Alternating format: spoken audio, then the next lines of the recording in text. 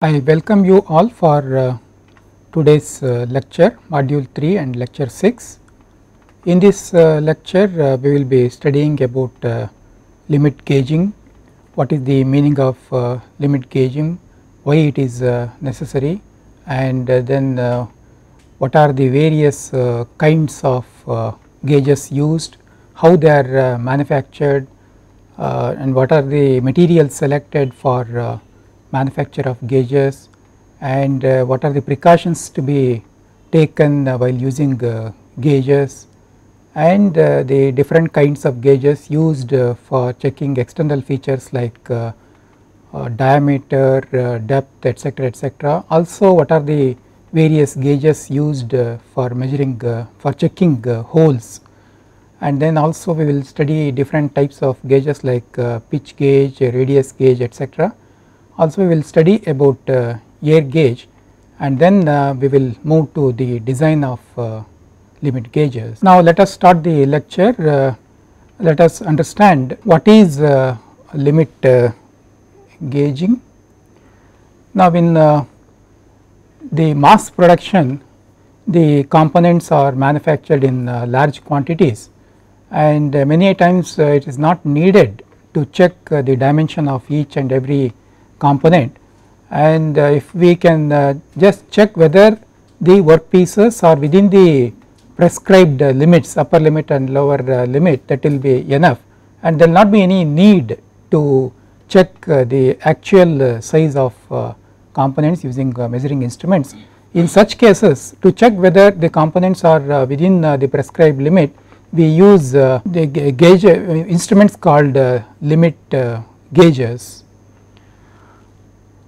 Now what is the advantage of this limit gauging? Since we are not measuring the actual size of the component, and then we will be using only gauges, the inspection of the parts will be very quick, and costs associated with the inspection will also be less. Now what are gauges?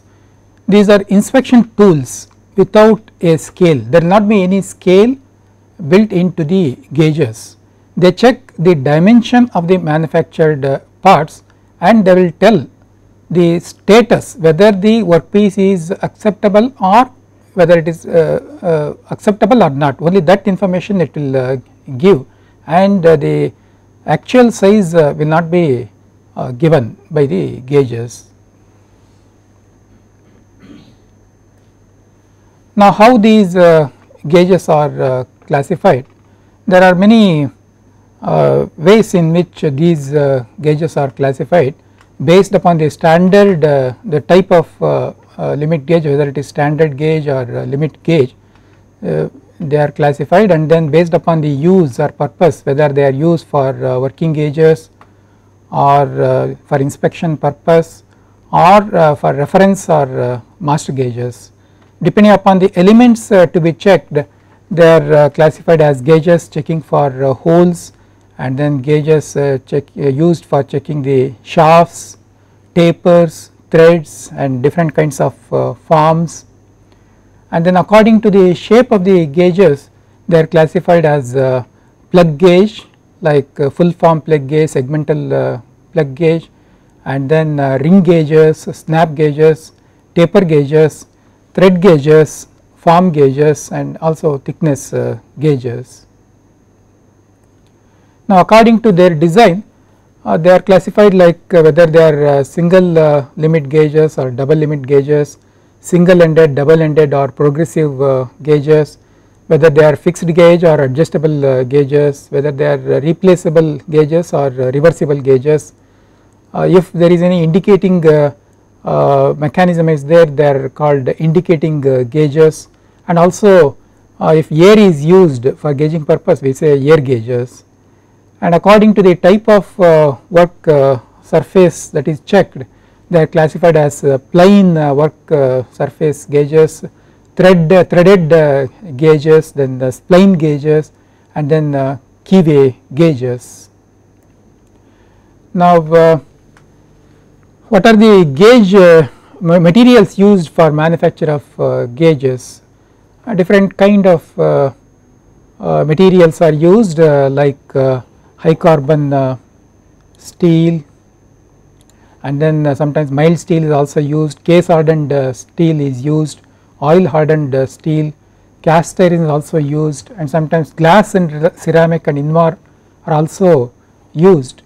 And while selecting these gauge materials, there are some selection criteria, like the material should be wear resistant. Since the gauge comes in contact with the work part and there is sliding motion, the gauge material should have wear resistant property, and the stability to preserve form and size, the geometric shape of the gauge and then size of the gauge should be should not alter because of changes in the environment. So stability aspect is also considered, and very important thing is gauges should be corrosion resistant.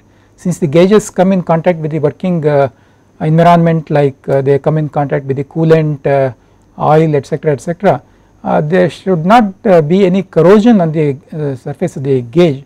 So corrosion resistant materials are selected for manufacture of gauges.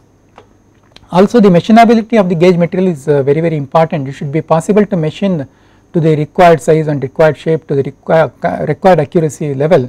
So this gauge material that is selected should have good machinability, and also it should be thermally stable. Sometimes it comes in contact with higher temperatures like 40, 50, 60 degrees Celsius. The size of the gauge should not alter, so it should have sufficient thermal stability. Now sometimes the plating is also made on the gauge surfaces. For example, say we have a gauge surface like this. So this is the surface of the gauge,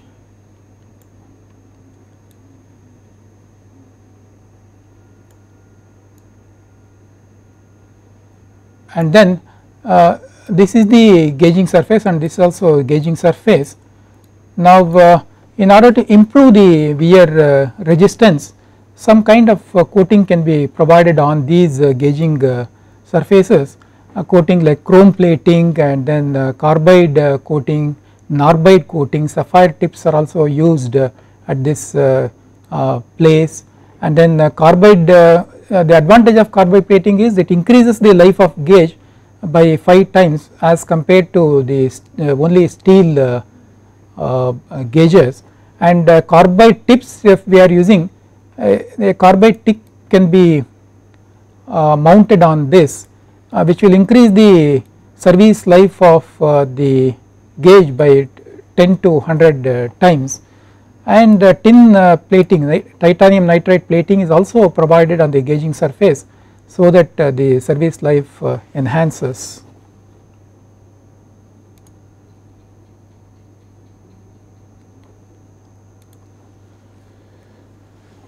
Now coming to the manufacture of gauges, initially the proper material should be selected, and then machining to size. Initial machining is made like turning operation or milling operation if it is flat surface. With some allowance, machining is to be performed, and then heat treatment of if it is steel material, some kind of heat treatment is required to increase the hardness to 58 to 60 Rockwell C, and then tempering is also performed on the material to get the stability. And in sometimes sub-zero treatment, that is the gauge blanks are placed at minus 80 degrees Celsius for long term stability. And then case hardening by carburizing also is sometimes performed on the gauges to improve the hardness of the gauging surfaces. So in that case, case depth of 0.7 millimeter may be required. So after this heat treatment, the gauging surfaces are ground, and then they are lopped, and all sort of finishing operations are performed. And then if plating is required, plating is also performed, and then again after the plating is over, again they are ground and lapped to get the proper size.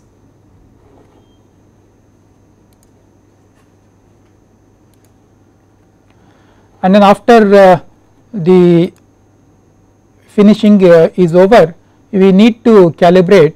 For example, if you take a snap gauge like this, so what is the distance between these two surfaces? This is very important.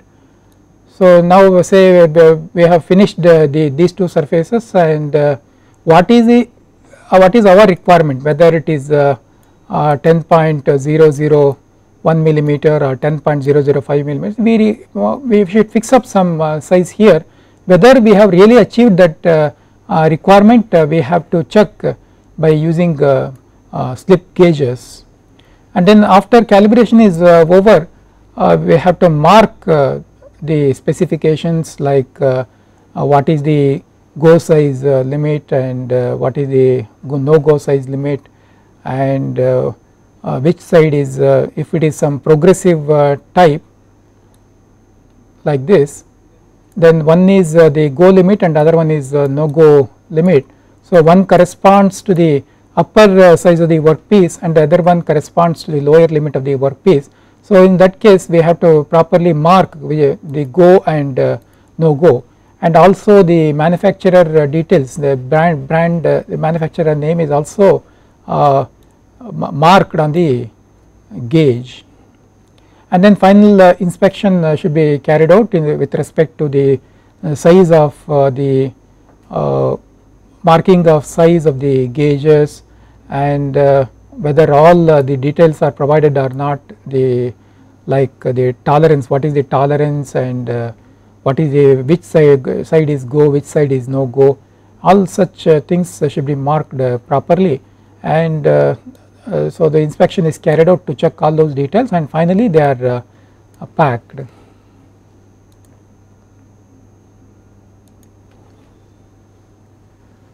Now what are the features of fixed gauges? So these fixed limiting gauge, that means the size cannot be altered. There are some limit gauges wherein some slight adjustment can be made, they are known as adjustable gauges. We will be studying about those adjustable gauges in a short while. So fixed limit gauging is most cost effective method of checking parts, since the time taken to check the part is very less. So what the operator will do, he will take the workpiece, he will clean the workpiece surface, and he will take the gauge and he will clean the gauge surface, and he will try to insert the workpiece into the gauge. If it enters the go side, and if it does not enter the no go side, then the workpiece is accepted, like that. So no actual size is measured in the gauging system, so the inspection will be very fast, and then it requires very little training, since the gauges are very simple to use and not much detailed training is required to train the operators, and unskilled workers can use the gauges and they can check the workpieces, and no recording of the part size, no measurement is made and no recording of the workpiece is made. We just say whether the workpiece is acceptable or not, and the quick checking of the parts and all these gauges they are traceable to ISO standards, and then different kinds of coating is possible to enhance the service life of the gauges, and then also custom built gauges can be made depending upon the requirement of the user. And very important thing is, in order to use these gauges there is no external power needed, only manpower. The operator takes the gauges and he checks the workpieces, no external power is required except air gauges where pneumatic air supply is required. Then let us move to the various kinds of gauges. Now what is the meaning of this standard gauge? So it is nothing but a mating part. Mating part is used as a gauge. For example, say we have a workpiece like this with a hole,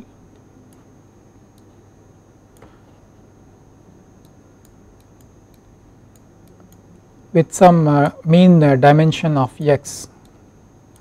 So, the mean size of this hole is x.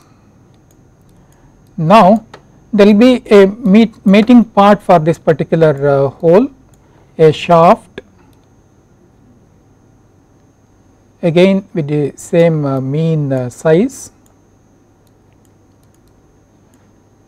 So, the mating part itself is used as a gauge to check whether the hole is proper or not, but in actual practice what we check using limit gauges is whether the workpiece is within the allowable limit. Some tolerance is given to the workpieces and there will be an upper limit for the workpiece and there is a lower limit for the workpiece.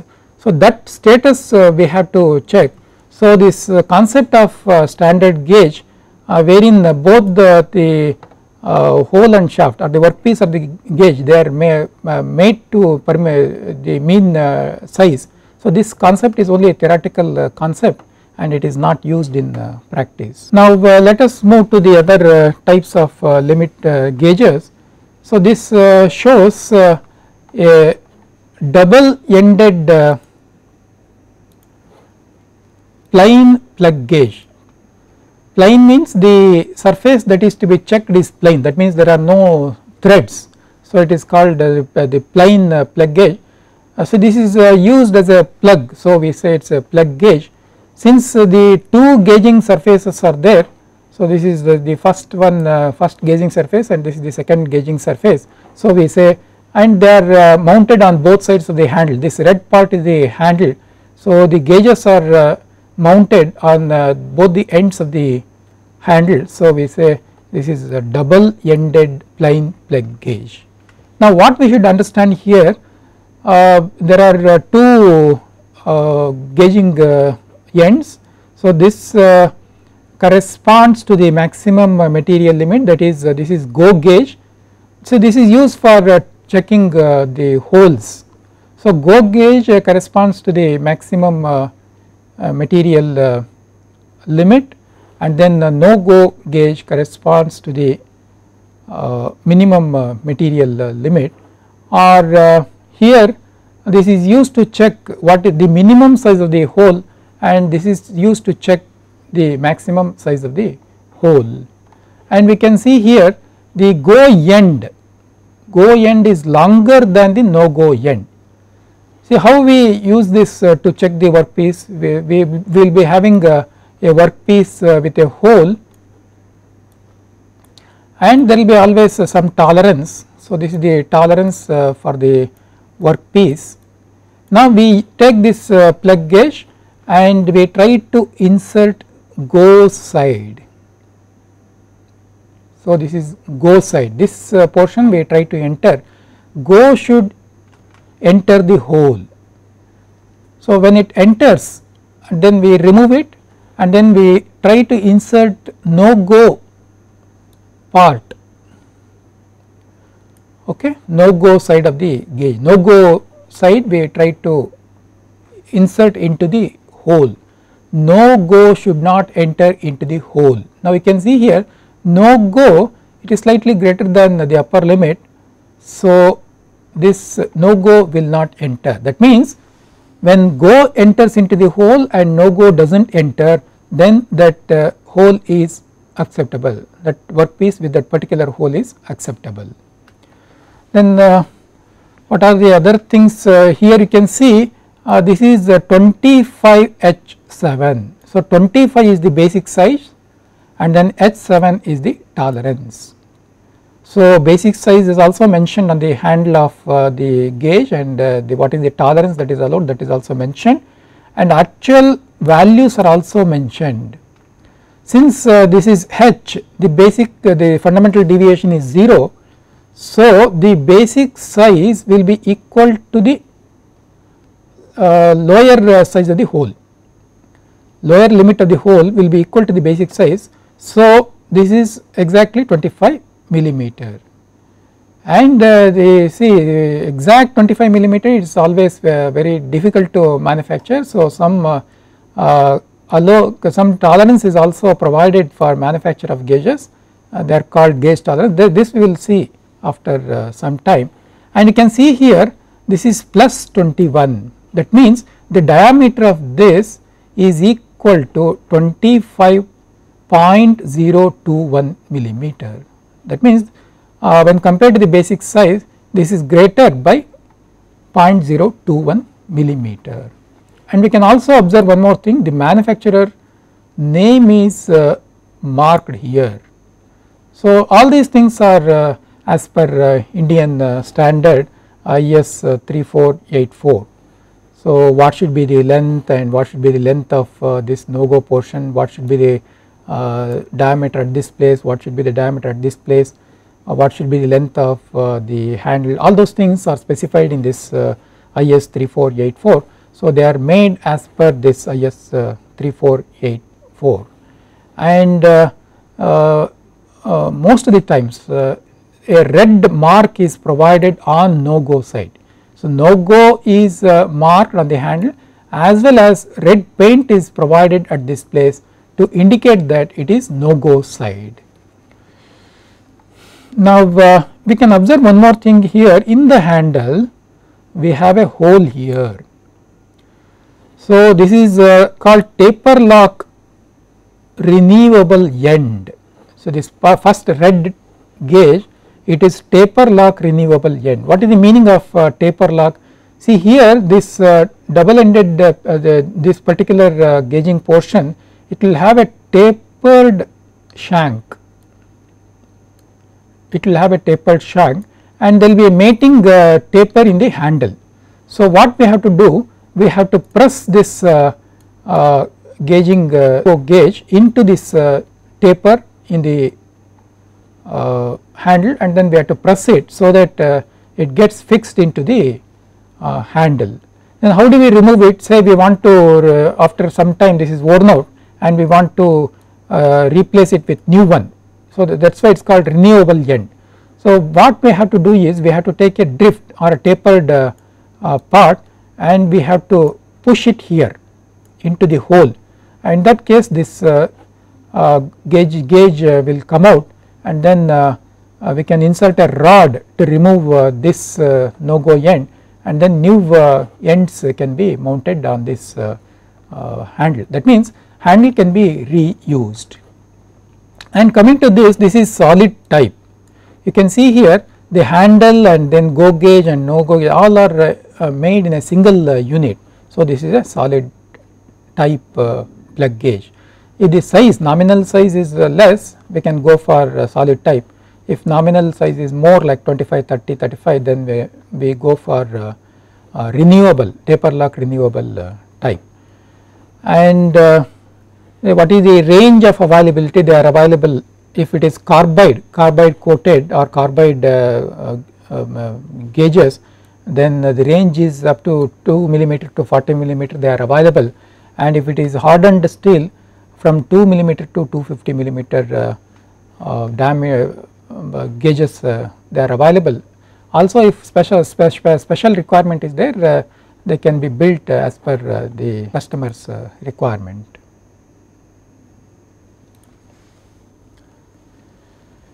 Now in the case of go no go end, that is double ended type, what happens is we have to take the workpiece in which there is a hole which is to be checked.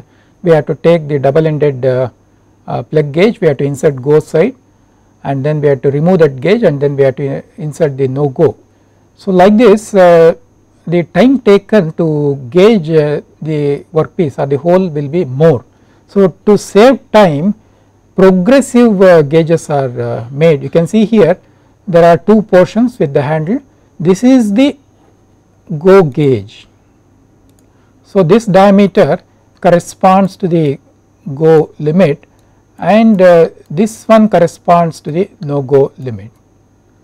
So in one insertion inspection of the hole can be completed. That means time for checking the hole can be saved. And another if the hole size is very less like 2 millimeter, 3 millimeter, 1.5 millimeter like that, then we say pin gauges are used, and you can see here this is the handle, okay, and there is a green color is used. So, this will indicate that this portion is go. It is also marked here, go side is marked, and also the color indicates that this is go, and then we have red color here which indicates that this portion is no go. And the limits are also, what is the exact sizes are also mentioned here. This is this diameter is 12.80 millimeter and this diameter is 12.9 millimeter. And sometimes if the hole that is to be checked is a big one, like say 250 millimeter or 350 millimeter, 300 millimeter, it is a big hole. In that case what happens is, if we use a full form gauge, that means the plug gauge with full form round gauge, then it becomes very heavy. So using that heavy gauge becomes difficult. So in such cases segmental flat type gauges are used. They look like this.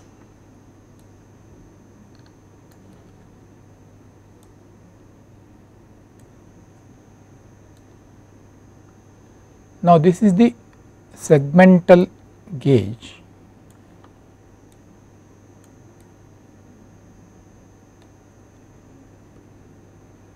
With the handle. Now you can see here full round form is not used. So this much is removed and only we are using a segment part of that full form. So they are called segmental, since they are flat pieces, flat type gauges. The advantage is the material that is required is less and the weight is less, so that the operator can comfortably use them. Also if the diameter of the hole to be checked is large, then we always go for single ended plug gauges in order to reduce the weight of the gauge. So we use one gauge for checking the upper limit and one more gauge for checking the lower limit.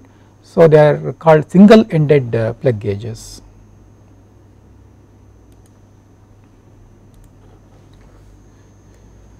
Now we can see some details of plug gauges. Up to 10 millimeter solid type double ended plug gauges are made, and then from 10 millimeter to 30 millimeter taper lock double ended plug gauges are made, in which case the ends can be renewed.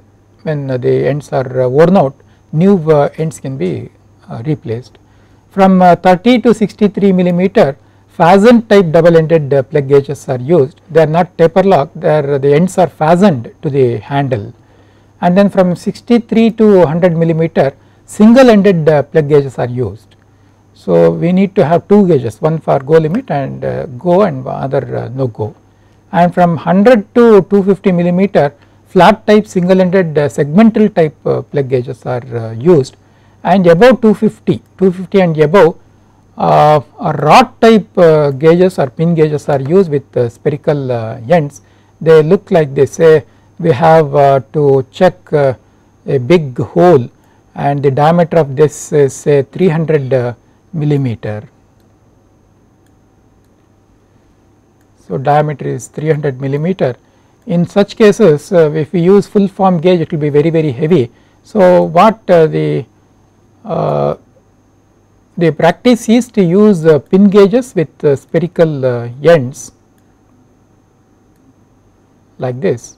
So the length of this is controlled. There will be one pin for go the lower limit and one pin for upper limit. So we have to insert it and then we have to rotate it, or we have to remove it and again we have to insert like this. Some 2-3 times we have to do like this. Like this. So these are called pin gauges. They will be very light in weight, so easily operator can use them. Now what are the limitations of plug gauges? Sometimes the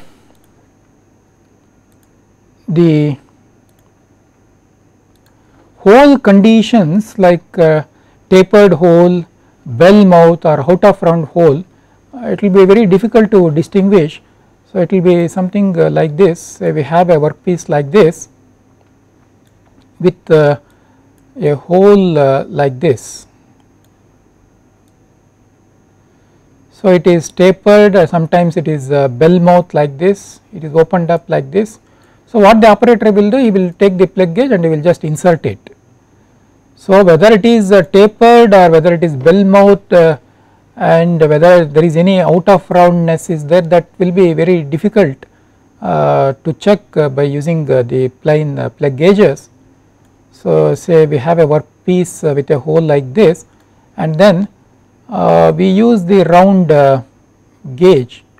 Now you can see here it is entering, go is entering and not go is not entering, but there is some ovality in the hole, so that cannot be checked by using these plug gauges. Then gauging surfaces and square edges, that means the end of the plug gauge, it will be square. So these square edges are unprotected, they are open, and hence they must be handled and stored carefully. If the proper protective coating is not applied, the gauging surfaces may get corroded and they become unusable. And then they have an easy tendency to roll off or fall off from the workbench. Since the workpiece, the gauges are round, they will roll off from the table. So proper care should be taken to place them in a proper place so that they will not fall.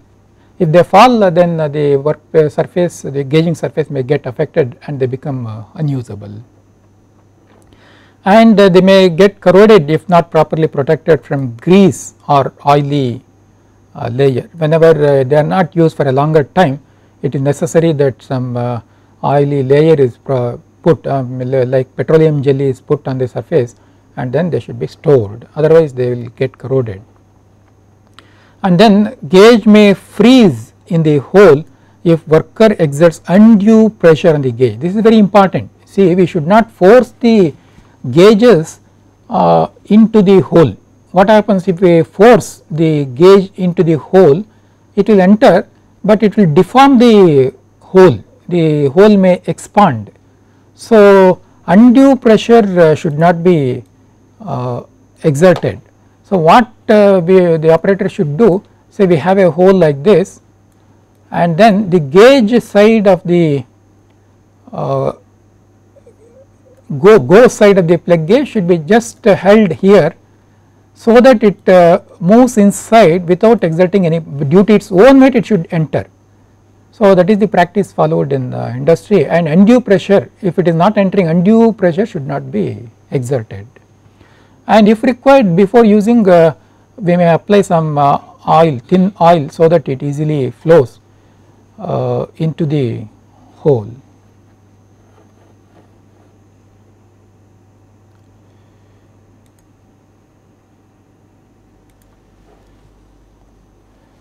And then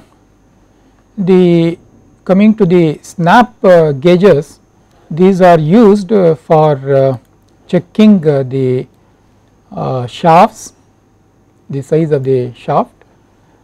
There are two types, one is a fixed type snap gauge. We can see here this is a fixed type double ended because one side, this is one working side, this is another working side.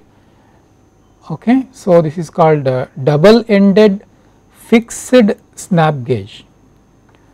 Okay, and here we have an adjustable snap gauge. What happens with the fixed gauge, after some usage, maybe after 1000 times insertion or 2000 times insertion, the gauging surface is subjected to wear and the size will change.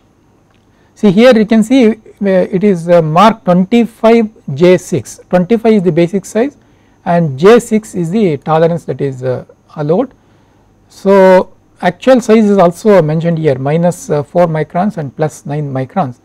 So here it is 25.009 millimeter, this is go, and then this is minus 25 minus 0.004. So that is no go side. So due to continuous usage, this gap will change. So in that case, One thing is we can send these gauges, worn out gauges for repair, that means again they will coat maybe chrome plating or tin coating, TIN coating they will do, and again they will repair it. Otherwise say the tolerance itself changes, the design engineer will change the design itself, the tolerance itself. In such cases we cannot use such gauges, whereas here the adjustable gauges can be changed. If tolerance changes, these anvils can be moved and they can be set to the new required sizes.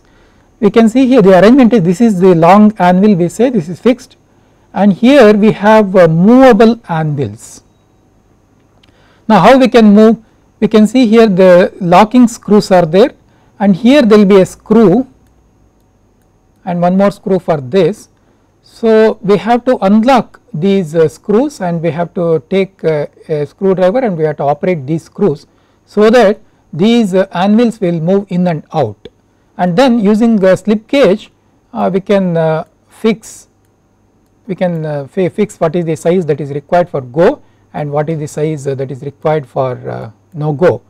And then after fixing the sizes using slip gauges we have to lock these two anvils by locking these screws, and then these all these screws are waxed, so that unauthorized adjustments are not done. Somebody may take these gauges and they may unscrew these screws and they may adjust it. So to avoid such things, all the screws after making adjustments by proper authorized person, they will lock the screws and then they are waxed. So while using this snap gauge, the operator should see whether seal is intact. If it is not intact, if it is disturbed, then you should not use such gauges, they should be sent for calibration. Only after calibration and waxing they should be again used. And again I can see here one more type, different type, and this is the handle C, we say, since it is looking like C type snap gauges. Another important thing is, again see the workpiece will go here like this, say go side. The go side should smoothly enter into the shaft. There should not be any over pressure on the snap gauge. If over pressure is applied, then what happens is these surfaces they move out, they expand. So it is very essential that the gauges are not forced onto the workpieces, they should move smoothly. And this is another fixed type snap gauge, plate type snap gauge, and the adjustable gauges are useful so that whenever the tolerance changes they can be adjusted. Also when the when the gauging surfaces are worn out, again we can adjust the gap. So wear adjustment is also possible in adjustable gauges. By making adjustment, range of diameters can be inspected.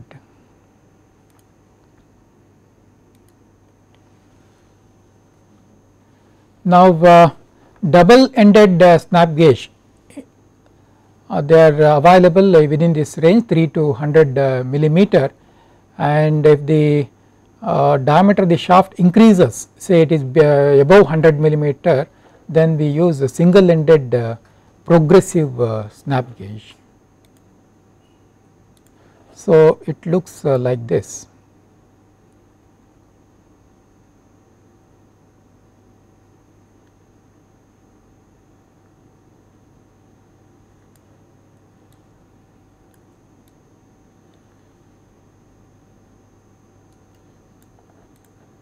So this is single ended, that means this is go and this is no go, that means the workpiece will enter into go side, this is go and this is no go.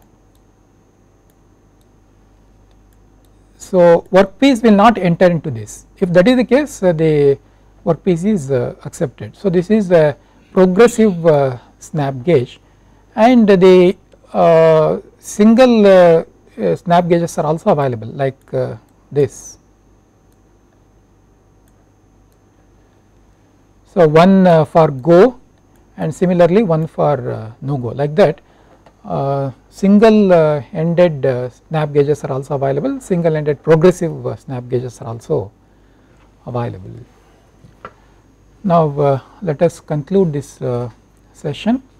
In this lecture we discussed about the meaning of gauging, necessity of limit gauging, and then what are the various materials used to manufacture the gauges and what are the different types of gauges.